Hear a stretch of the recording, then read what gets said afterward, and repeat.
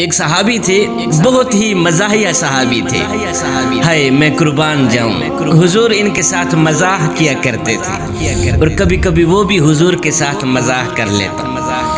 کیسا پیار تھا اس کا حضور کے ساتھ۔ جب کبھی حضور اداس ہوتے تو صحابہ اس کو ڈھونڈ کے لاتے، تو جو ہی وہ مسجد میں داخل ہوتا وہ مزاحیہ صحابی، تو حضور اس کو دیکھ کے مسکرانے لگ جاتے، فوراً آپ مسکرانے لگ جاتے۔ اس کے مزاح زیادہ تر عملی ہوتے تھے۔ اللہ اکبر۔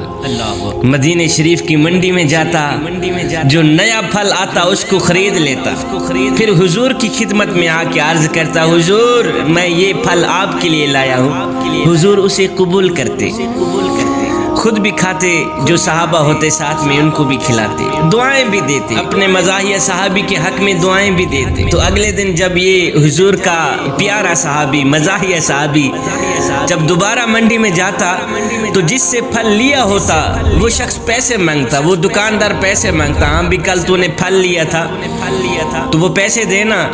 تو یہ صحابی کیا کرتا، اس بندے کے بازو سے پکڑتا، حضور کے پاس لے آتا اور عرض گزار ہوتا، حضور وہ جو آپ نے کل پھل نہیں کھایا تھا یہ اس کے پیسے مانگ رہا ہے، جو میں نے آپ کو کل پھل کھلایا تھا یہ دکاندار ہے، اس پھل کے پیسے مانگ رہا ہے، آپ پیسے دینا ان کو۔ میرے کریم نبی مسکرا کے فرماتے، یار وہ تو ہدیہ تھا۔ تو وہ عرض گزار ہوتا، حضور میں تو غریب آدمی ہوں، ہدیہ کیسے دے سکتا ہوں، میں نے سوچا پھل اچھا ہے، سب سے پہلے حضور کو نہ جا کے کھلاؤں۔ اللہ اکبر۔ تو حضور اس کی قیمت بھی ادا کرتے، خوش بھی ہوتے، پھر اسے دوبارہ دعاؤں سے نوازتے۔ تو اس طرح حضور علیہ الصلوۃ والسلام بھی اس کے ساتھ مزاح کر لیتے اور وہ بھی میرے کریم نبی کے ساتھ مزاح کر لیتے۔